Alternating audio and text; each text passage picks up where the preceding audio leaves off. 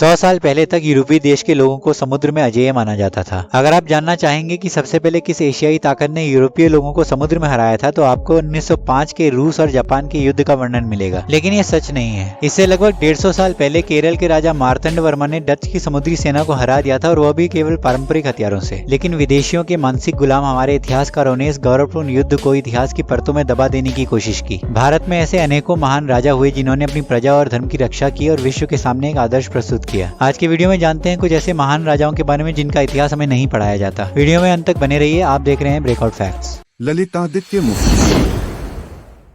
भारत में ऐसे महान सम्राट हुए जिन्होंने मध्य एशिया के देशों से लेकर चीन तक विजय प्राप्त की। आइए आपको बताते हैं कश्मीर के शूरवीर राजा ललितादित्य की कहानी, जिसके डर से 300 साल मुस्लिम आक्रांताओं का साहस नहीं हुआ कि उनकी धरती पर वो कदम भी रख पाए। 8वीं शताब्दी के कश्मीर के शूरवंशी सम्राट ललितादित्य मुक्तपीड़ एक ऐसे महान और शूरवीर राजा थे। इन्होंने तिब्बत से लेकर द्वारिका तक, उड़ीसा के सागर तट से दक्षिण तक, पूर्व में बंगाल, पश्चिम में विदिशा और मध्य एशिया में अपने राज्य का परचम फैलाया था। उनकी सेना की धमक ईरान तक जा पहुंची थी। इस वीर राजा ने पीकिंग यानी वर्तमान चीन तक को जीत लिया था। लेकिन वामपंथी इतिहासकारों ने ऐसे महान राजाओं के इतिहास को जानबूझ कर छिपा दिया। विदेशी इतिहासकारों ने सूर्यवंशी सम्राट ललितादित्य मुक्तपीड़ को कश्मीर का सिकंदर कहा है। कश्मीर का ज्ञात इतिहास संस्कृत के राज तरंगिणी नामक महाग्रंथ में उपलब्ध है। राज तरंगिणी के अनुसार 8वीं शताब्दी के सबसे शक्तिशाली सूर्यवंशी सम्राट ललितादित्य ने भारत के कई राज्यों और मध्य एशिया तक फतेह हासिल कर ली थी। सम्राट ललितादित्य कर्कोटक वंश के सबसे शक्तिशाली हिंदू शासक थे। उन्होंने अपने पराक्रम और साहस से तिब्बतियों, कम्बोजों और तुर्कों को रणक्षेत्र में पराजित किया था। सम्राट ललितादित्य की सर्वश्रेष्ठ उपलब्धि थी कन्नौज नरेश यशोवर्मन पर जीत। कन्नौज के राजा यशोवर्मन को हराने के बाद उनके दरबारी संस्कृत महाकवि भवभूति और वक्पति राज को ललितादित्य ने कश्मीर में बुलाकर अपने दरबार में स्थान दिया था। इन्होंने अपने सैन्य अभियानों से बंगाल, बिहार, उड़ीसा तक अपने साम्राज्य का विस्तार किया। इन सफल युद्ध अभियानों के कारण भारत ही नहीं समूचे विश्व में कश्मीर की धरती के पराक्रमी वीर सम्राट ललितादित्य का नाम यशस्वी हुआ। दक्षिण तक विजय प्राप्त करने के बाद सम्राट ललितादित्य उत्तर के ऊंचे शिखरों को नापने के लिए बेचैन थे। कश्मीर उस समय सबसे शक्तिशाली राज्य बन चुका था। सम्राट ललितादित्य ने कश्मीर की उत्तरी सीमाओं पर स्थित क्षेत्रों की तरफ अपना विजय रथ दौड़ाना शुरू किया। इस अभियान में भारत से चीन के सिल्क रूट तक उनका साम्राज्य फैला था। 8वीं सदी के शुरू होते ही अरबों का आक्रमण काबुल घाटी को चुनौती दे रहा था। इसी दौरान सिंध के रास्ते मुस्लिम शक्तियां उत्तर की ओर बढ़ने का प्रयास कर रही थी। अपनी विजयी सेना के संग ललितादित्य तुर्कमेनिस्तान की तरफ बढ़े। उनकी सेना ने कई मध्य एशियाई नगरों पर विजय प्राप्त कर ली। सम्राट ललितादित्य ने कश्मीर पर आक्रमण करने वाले अरब हमलावर मोमिन के विरोध में 4 युद्ध लड़े और चारों बार उसे हराया। ललितादित्य ने चीन की राजधानी पीकिंग को भी जीता और 12 वर्ष के पश्चात वो कश्मीर में लौटे। ललितादित्य एक महान निर्माता भी थे। उनके शासनकाल में व्यापार, चित्रकला, मूर्तिकला के क्षेत्रों में विशेष प्रोत्साहन और सुविधाएं दी गई। वे एक सफल लेखक और वीणा वादक भी थे। उन्होंने कई बौद्ध मठों और हिंदू मंदिरों का निर्माण करवाया। उनके शासनकाल में ही प्रसिद्ध मार्तंड सूर्य मंदिर बना। जम्मू कश्मीर के अनंतनाग जिले के खेराबाल गाँव में मार्तंड सूर्य मंदिर के खंडर आज भी मौजूद हैं। ललितादित्य मुक्तपीड़ का शासनकाल 724 से 761 ईस्वी तक रहा।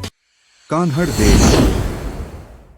भारत के इतिहास में अनेकों वीर राजाओं की अनगिनत वीर गाथाएं भरी पड़ी हैं, लेकिन कई शौर्य गाथाएं अनसुनी रही हैं। पराक्रमी राजा कान्हड़ देव की शौर्य गाथा ऐसी ही अनसुनी गाथाओं में से एक है। युद्ध के मैदान पर कान्हड़ देव ने अकेले ही खिलजी के 50 योद्धाओं को अपनी कुशलता और पराक्रम से मौत के घाट उतार दिया था। 12वीं शताब्दी के दौर में तुर्क जिहादी भारत पर हमला करने लगे थे। उन दिनों जालौर में महाराजा सामंत सिंह का शासन था। उन्हीं दिनों उनके महल में एक वीर बालक का जन्म हुआ, जिसका नाम कान्हड़ देव रखा गया और बचपन से ही इनमें वीरता के लक्षण दिखाई देने लगे थे। ये आगे चलकर जालौर के राजा बने। एक तरफ दुश्मन लगातार छोटे बड़े राज्यों पर हमला कर रहे थे और दूसरी तरफ राजा कान्हड़ देव के कुशल नेतृत्व में जालौर की सीमाओं का विस्तार हो रहा था। कान्हड़ देव स्वर्णगिरी दुर्ग से अपने साम्राज्य की देखरेख करते थे। अलाउद्दीन खिलजी ने 1298 ईस्वी में गुजरात पर आक्रमण कर दिया था। उसकी सेना लूटपाट मारकाट करते हुए आगे बढ़ रही थी। उन्होंने सोमनाथ सहित कई और मंदिरों को नष्ट कर उनकी संपत्ति लूट ली थी। खिलजी की सेना 1299 ईस्वी में राजपूताने क्षेत्र में घुसने लगी। उसकी सेना ने जालौर के आसपास कई राजाओं को परास्त कर दिया, जिसके बाद अब खिलजी का अगला पड़ाव जालौर ही था। जालौर के दूतों ने राजा कान्हड़ देव को खबर दी कि खिलजी ने महादेव का शिवलिंग तोड़ दिया है और कई महिलाओं और बच्चों को बंदी बना रखा है। ये सूचना प्राप्त होते ही राजा ने प्रतिज्ञा ली कि वो हर कीमत पर बंदियों को मुक्त कराकर मंदिर का निर्माण दोबारा करवाएंगे। उन्होंने अपनी सेना को 2 भागों में बांटकर रणनीति बनाई और आधी रात को 9 कोस दूर सरकन्ना गांव के पास जा पहुंचे। सुबह सूरज उगते ही उनकी सेना ने अपने से 10 गुनी बड़ी सेना पर हमला बोल दिया। अचानक हुए इस हमले से खिलजी की फौजें संभल नहीं पाई और मैदान छोड़कर भाग गई। इस युद्ध में अलाउद्दीन का भतीजा मारा गया था। महाराजा कान्हड़ देव के पुत्र राजकुमार वीरम देव बेहद सुंदर और वीर योद्धा थे। कहा जाता है कि राजकुमार वीरमदेव की सुंदरता की चर्चा सुनकर अलाउद्दीन की बेटी फिरोजा उन पर प्रभावित हुई और बेटी की जिद पर अलाउद्दीन ने राजकुमार वीरमदेव से अपनी बेटी के निकाह का प्रस्ताव राजा कान्हादेव के पास भेजा। राजा कान्हादेव ने इस प्रस्ताव को ठुकरा दिया। इस अपमान से बौखलाए खिलजी ने अपने सेनापति नहर मलिक को सेना के साथ जालौर पर आक्रमण करने के लिए भेजा, लेकिन इस बार भी खिलजी की सेना को पराजित होना पड़ा और सेनापति नहर मलिक युद्ध में मारा गया। बार बार हार का मुंह देखने वाले खिलजी ने एक बार फिर विशाल सेना के साथ जालौर पर हमला बोला। कई महीनों तक युद्ध चला और अलाउद्दीन की फौजों ने किले को चारों ओर से घेर लिया। हजारों राजपूत अपनी आखिरी सांस तक लड़ते रहे। राजा कान्हादेव ने खिलजी के 50 योद्धाओं को मार गिराया और आखिरकार खुद भी वीर गति को प्राप्त हो गए। अब युद्ध का सारा भार उनके पुत्र राजकुमार वीरमदेव और उनके भाई मालदेव पर आ गया था। राजकुमार वीरमदेव अखंड ब्रह्मचारी थे। वो 3 दिनों तक लगातार युद्ध लड़ते रहे और कहा जाता है कि वीर राजकुमार ने इस युद्ध में अपने हाथों से 40 तलवारें तोड़ डाली थी। खिलजी के सेनापति ने राजकुमार के सामने फिर से शादी का प्रस्ताव रखा, लेकिन राजकुमार वीरम ने इनकार करते हुए कहा, मैं इस लड़की से विवाह उसी प्रकार नहीं कर सकता जिस प्रकार सूर्य पश्चिम से नहीं उग सकता। आखिरकार पिता के बाद राजकुमार वीरमदेव भी रणक्षेत्र में वीर गति को प्राप्त हो गए, लेकिन आत्मसमर्पण नहीं किया। खारवेल।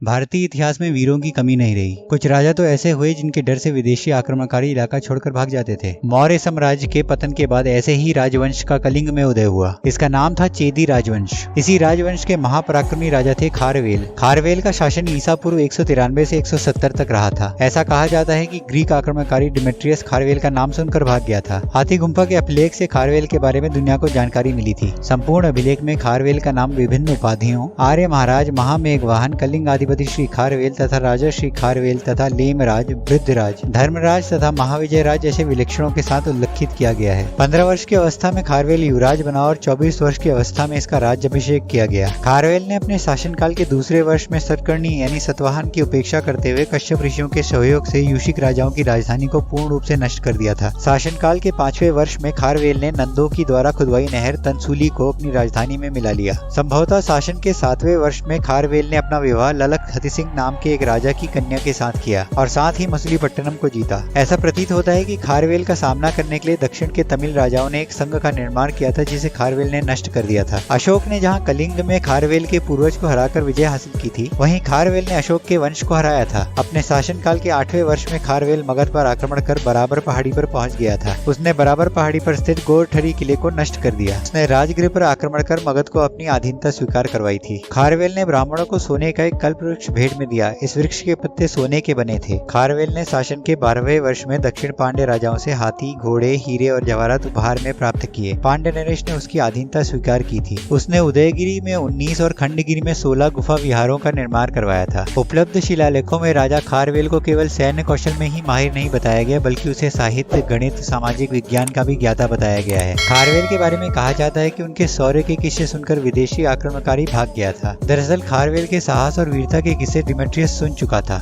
जैसे ही उसे भनक लगी कि खारवेल मथुरा की तरफ चढ़ाई करने आ रहे हैं, वह बिना युद्ध किए ही भाग गया। माना जाता है कि अपने शासनकाल के अंतिम दिनों में उन्होंने अपने पुत्र कुदेव सिरी को अपनी सत्ता सौंप दी थी। राजेंद्र चोल।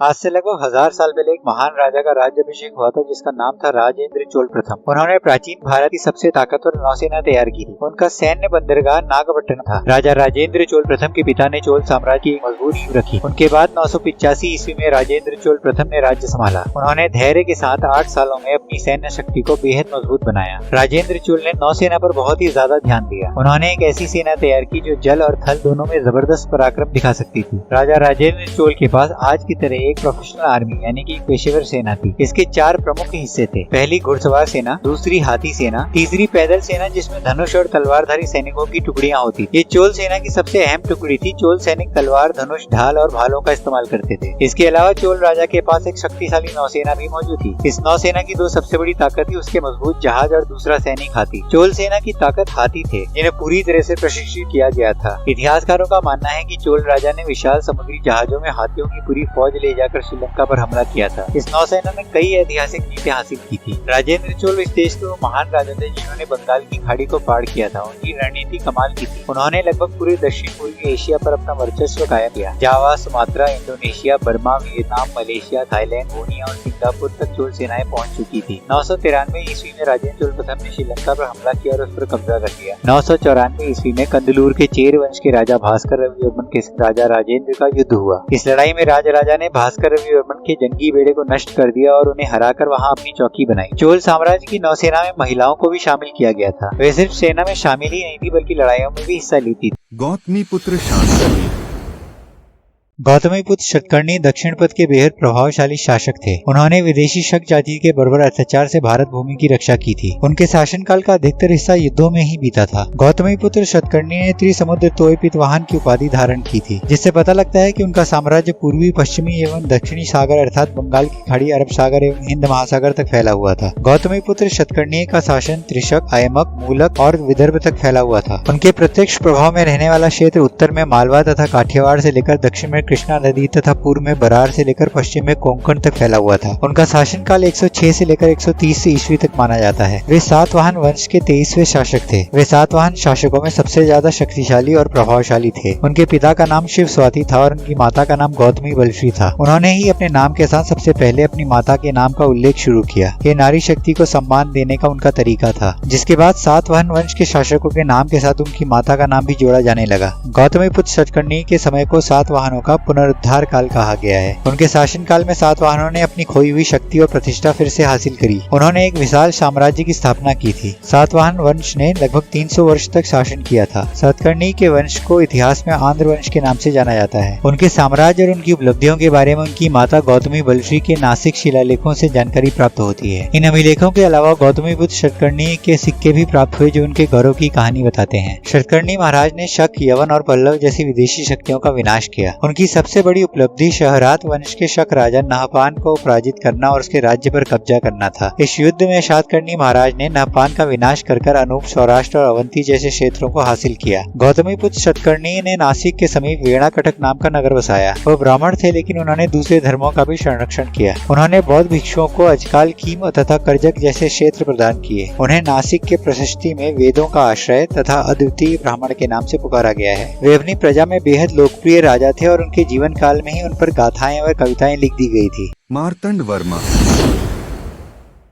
भारतीय युद्ध इतिहास में 1741 का साल बेहद अहम है। ये वही साल था जब जुलाई के महीने में त्रावणकोर के राजा मार्तंड वर्मा ने डच ईस्ट इंडिया कंपनी को अपने पारंपरिक हथियारों से समुद्री युद्ध में पराजित किया था। केरल के इतिहास में त्रावणकोर राजघराने का सबसे बड़ा योगदान है। इसमें भी राजा मार्तंड वर्मा के बारे में जाने बिना त्रावणकोर का इतिहास अधूरा ही है। मार्तंड वर्मा का जन्म 1706 में रानी कार्तिका तिरुनल उमा देवी, जो अटिंगल की रानी थी, के घर हुआ था। इनके पिता का नाम राघव वर्मा कोइल थम्पुरन था। जब ये 1 वर्ष के थे तभी इनके पिता का निधन हो गया। जब त्रावणकोर बहुत ही संकट की स्थिति में था तब मार्तंड वर्मा सिंहासन पर बैठे। उन्होंने 1729 से 1758 के बीच लगभग 29 साल तक शासन किया। इन 29 सालों में उन्होंने त्रावणकोर को एक बड़ा राज्य बनाया और अपने सभी दुश्मनों को परास्त किया, चाहे वे घर के अंदर के हों या बाहर के। पुर्तगाली और अंग्रेजों की तरह डच भी यूरोप की एक बड़ी ताकत थे और लगभग 50 सालों तक दुनिया के व्यापार पर उनका कब्जा रहा था। उन्होंने एशिया के मसाला व्यापार पर कब्जा कर लिया था। केरल में काली मिर्च सबसे ज्यादा होती है, जिस पर डच ईस्ट इंडिया कंपनी की नजर थी। ये एक ऐसा मसाला था जिसकी पूरी दुनिया में मांग थी। उस जमाने में काली मिर्च सोने से ज्यादा कीमती थी। ये वही दौर था जब त्रावणकोर के राजा मार्तंड वर्मा अपने पांव जमा रहे थे। वो त्रावणकोर को बड़े साम्राज्य में बदलना चाहते थे। आसपास के राज्यों को जीतने के बाद उनकी नजर ओडनाट राज्य पर पड़ी, जहाँ काली मिर्च की खेती सबसे ज्यादा होती थी। लेकिन ओडनाट के मिर्च व्यापार पर डच कंपनी का एकाधिकार था। मार्तंड वर्मा उसे तोड़ना चाहते थे। डच गवर्नर ने मार्तंड वर्मा को ओडनाट से दूर रहने को कहा, लेकिन राजा मार्तंड वर्मा को ये बात मंजूर नहीं थी। 1741 की शुरुआत में डच कैप्टन डी लिनॉय के कमांड में डच सेना कोलाचल पहुंच गई और मई के महीने में लड़ाई की शुरुआत हुई। राजा मार्तंड वर्मा भी तैयार थे। वे तिरुवतार के आदि केशव मंदिर में गए, जहां उन्होंने अपनी तलवार की पूजा करवाई। डच ईस्ट इंडिया कंपनी के पास उस समय के सबसे आधुनिक हथियार थे। वो उस वक्त दुनिया की सबसे अमीर कंपनी थी। डच सेना श्रीलंका से 7 बड़े युद्ध जहाज और कई छोटे जहाजों के संग वहां आई थी। डच सेना ने कोलाचल के बीच पर अपना कैंप लगाया, जो मार्तंड वर्मा की राजधानी पद्मनाभपुरम से सिर्फ 13 किलोमीटर दूर थी। डच समुद्री जहाजों ने त्रावणकोर की समुद्री सेना को घेर लिया और उनकी तोपें लगातार शहर पर बमबारी करने लगी। डच कंपनी ने समुद्र से कई हमले किए। 3 दिन तक लगातार शहर में गोले बरसते रहे। अब राजा को सोचना था कि डच सेना के आधुनिक हथियारों का सामना उनकी फौज कैसे करेगी। लेकिन लड़ाई आधुनिक हथियारों से नहीं, दिमाग से और हिम्मत से जीती जाती है। डच सेना तोपों से बमबारी कर रही थी, लेकिन मार्तंड वर्मा ने दिमाग से काम लिया। उन्होंने नारियल के पेड़ कटवाए और उन्हें बैलगाड़ियों पर इस तरह से लदवा दिया जैसे लगने लगे कि तोपें तनी हुई हैं। मार्तंड वर्मा की नकली तोपों के डर से डच सेना आगे ही नहीं बढ़ पाई। उन्होंने स्थानीय मछुआरे समुदाय से भी इस युद्ध में मदद मांगी। डच सेना ने मछुआरों को अपने साथ मिलाने की कोशिश कोशिश करने के लिए उन्हें पैसे का लालच दिया, लेकिन उन्होंने अपने राजा का ही साथ दिया। ये मछुआरे कुशल तैराक थे। इन्होंने रात को पानी के अंदर तैर के कई डच जहाजों में छेद कर उन्हें डुबा दिया। इससे डच सेना को भारी नुकसान हुआ। मार्तंड वर्मा ने आखिरी लड़ाई के लिए मानसून का वक्त चुना था ताकि डच सेना फंस जाए और उन्हें श्रीलंका या कोच्चि से कोई भी मदद न मिल पाए। वही हुआ। डच सेना पर मार्तंड वर्मा की सेना ने जबरदस्त हमला किया और उनके हथियारों के गोदाम को उड़ा दिया गया, जिसके बाद यूरोप की सबसे ताकतवर कंपनी की सेना ने भारत के एक छोटे से राज्य के सामने घुटने टेक दिए। इस महान जीत की याद में कोलाचल में एक स्मारक बनाया गया। राजा मार्तंड वर्मा ने इतनी बड़ी जीत हासिल करने के बाद भी डच कमांडर डी लिनॉय को किसी तरह का दंड नहीं दिया, बल्कि उसे त्रावणकोर की सेना को आधुनिक बनाने की जिम्मेदारी सौंपी, क्योंकि वे जानते थे कि आने वाले वक्त में वही राज करेगा जो युद्ध की बदलती तकनीक की जानकारी रखता हो। अपनी इसी दूरदर्शिता की वजह से उन्होंने पूरे 29 साल तक राज किया और अपने उत्तराधिकारियों को एक सुरक्षित शासन सौंप कर गए। सुहेल देव। बहराइच का अपना एक ऐतिहासिक महत्व रहा है। पौराणिक गाथाओं के अनुसार बहराइच भगवान ब्रह्मा की राजधानी के रूप में प्रसिद्ध था। 11वीं सदी में राजा प्रसेनजीत ने बहराइच राज्य की स्थापना की थी। 990 ईस्वी में महाराज प्रसेनजीत के घर माघ माह की बसंत पंचमी के दिन सुहेल देव ने जन्म लिया। सुहेल देव का शासनकाल 1027 ईस्वी से 1077 तक रहा। उन्होंने अपने साम्राज्य का विस्तार पूर्व में गोरखपुर और पश्चिम में सीतापुर तक किया। महाराजा सुहेल देव बेहद धार्मिक प्रवृत्ति के थे। वे भगवान सूर्य के उपासक थे। उनकी वीरता से प्रभावित होकर लखनऊ, बाराबंकी, फैजाबाद, उन्नाव, गोला और लखीमपुर के राजाओं ने राजा सुहेल देव को अपना महाराज घोषित कर दिया। 21 राजाओं ने महाराजा सुहेल देव के संरक्षण में राज किया। यही नहीं, हिंदू गौरव की रक्षा के लिए इन सभी ने महाराजा सुहेल देव के नेतृत्व में कई युद्ध भी लड़े। महमूद गजनवी की मृत्यु के बाद उसके भतीजे सैयद सलार मसूद ने भी अपने चाचा की तरह गाजी कहलवाने के लिए भारत पर हमला बोला। सलार मसूद की सेना ने दिल्ली पर आक्रमण किया और जबरदस्त हमला कर दिल्ली को जीत लिया। उसका अगला पड़ाव हिंदू धर्म का केंद्र अयोध्या और वाराणसी थे। सलार मसूद की विशाल सेना ने क्रूरता और कत्लेआम कर दहशत फैला रखी थी, जिसके कारण मेरठ, बुलंदशहर, बदायूं, कन्नौज के राजाओं ने लड़ने के बजाय सलार मसूद के साथ संधि कर ली। कई राजाओं ने इस्लाम तक कबूल कर लिया।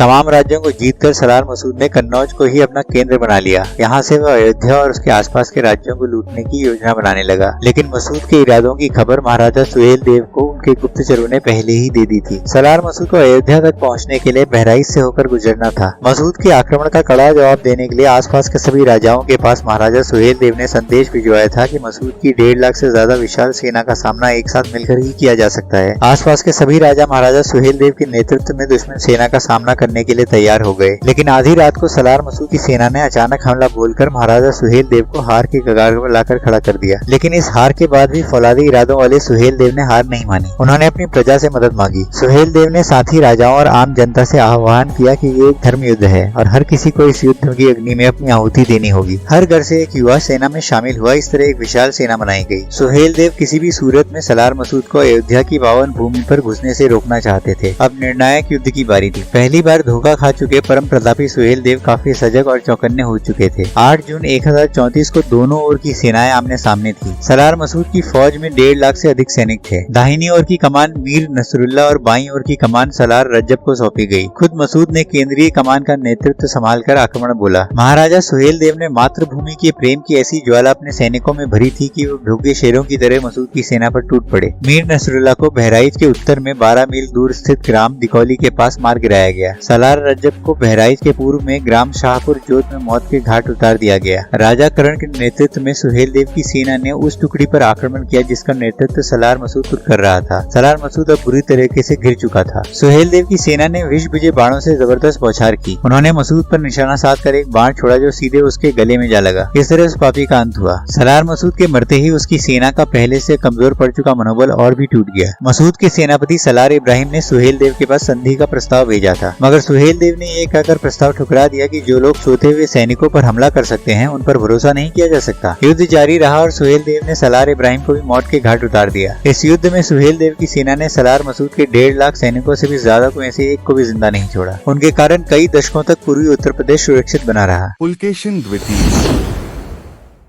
पुलकेशिन द्वितीय वातापी के चालुक्य वंश का सबसे प्रसिद्ध शासक था। वातापी वर्तमान कर्नाटक के बादामी का प्राचीन नाम है। उसके शासनकाल के दौरान चालुक्य साम्राज्य का विस्तार प्रायद्वीप भारत के अधिकांश दक्कन क्षेत्र में हुआ। चालुक्य राजा कीर्तिवर्मन प्रथम के पुत्र पुलकेशिन ने सिंहासन पर नियंत्रण पाने के लिए अपने चाचा मंगलेश को उखाड़ फेंका। उन्होंने अप्पिका और गोविंदा द्वारा एक विद्रोह को दबा दिया और दक्षिण में बनवासी के कदम्बों को निर्णायक रूप से हरा दिया। तलकाड़ू के अलूपास और गंगा ने भी उसका आधिपत्य स्वीकार किया। उसने कोंकणा के मौर्यों को अधीन कर पश्चिमी तट पर चालुक्यों का नियंत्रण मजबूत किया। उनके ऐहोल शिलालेख में उन्हें उत्तर में लता, मालव और गुर्जर को भी अधीन करने का श्रेय दिया जाता है। पुलकेशिन की सबसे उल्लेखनीय सैन्य उपलब्धि शक्तिशाली उत्तरी सम्राट हर्षवर्धन पर उनकी जीत थी, जिसकी चालुक्य साम्राज्य को जीतने में विफलता चीनी तीर्थयात्री ह्यूनसांग द्वारा प्रमाणित है। पूर्व में पुलकेशिन ने दक्षिण कौशल और कलिंग के शासकों को भी अपने अधीन कर लिया। विष्णु कुंडिना शासक को पराजित करने के बाद उसने अपने भाई विष्णुवर्धन को पूर्वी दक्कन का राज्यपाल नियुक्त किया। इसी भाई विष्णुवर्धन ने बाद में वेंगी के स्वतंत्र पूर्वी चालुक्य वंश की स्थापना की। पुलकेशिन ने भी दक्षिण में पल्लवों के खिलाफ कुछ सफलताएं हासिल की, लेकिन अंततः पल्लव राजा नरसिंह वर्मन प्रथम के आक्रमण के दौरान वे हार गए थे। पुलकेशिन एक वैष्णव थे, लेकिन शैव, बौद्ध, जैन धर्म सहित अन्य धर्मों को भी वो आदर और सम्मान देते थे। उन्होंने रवि कीर्ति सहित कई विद्वानों का संरक्षण किया, जिन्होंने बाद में ऐहोल शिलालेख की रचना की। भारत पर पहला अरब आक्रमण 636 ईस्वी में मुंबई के पास थाने को जीतने के लिए समुद्र द्वारा किया गया एक अभियान था। ये दूसरे खलीफा उमर बिन अख्ताब के विस्तारवादी शासन के दौरान किया गया था, जो दुनिया के सभी कोनों में इस्लाम को फैलाने के लिए एक धर्मांतरण मिशन पे था। उसने बहरीन और ओमान पर कब्जा करने के लिए सकीफ जनजाति के उस्मान को नियुक्त किया। उस्मान ने अपने भाई हकम को बहरीन भेजा और खुद ओमान चला गया। ओमान पहुंचने पर उस्मान ने भारत के पश्चिमी तट पर थाने पर कब्जा करने के लिए एक नौसैनिक अभियान भेजा। पुलकेशिन द्वितीय के नेतृत्व में चालुक्य नौसेना ने अरब की नौसेना को हराकर वापस ओमान लौटने पर मजबूर किया था। इस तरह भारत पर अब तक का सबसे पहला अरब आक्रमण पराजित हुआ। हम ऐसी सभी गौरव गाथाओं को आपके सामने लेकर आने का प्रयास इस वीडियो श्रृंखला में कर रहे हैं, परंतु इन सबको एक ही वीडियो में बताना संभव नहीं है। आज के वीडियो में इतना ही। आने वाले वीडियो में चर्चा करेंगे अरेंज मैरिज और लव मैरिज में लंबे समय से चले आ रहे विवाद के बारे में। कमेंट करके हमें बताएं कि आपको ये वीडियो श्रृंखला कैसी लग रही है। वीडियो पसंद आए तो उसे लाइक कीजिए और अपने दोस्तों के संग शेयर करें। चैनल को सब्सक्राइब करें और बेल आइकन दबाना ना भूलें, ताकि आपको हमारे आने वाली वीडियो की नोटिफिकेशन सबसे पहले मिल जाए। मिलते हैं अगले वीडियो में, तब तक अपना ख्याल रखिए।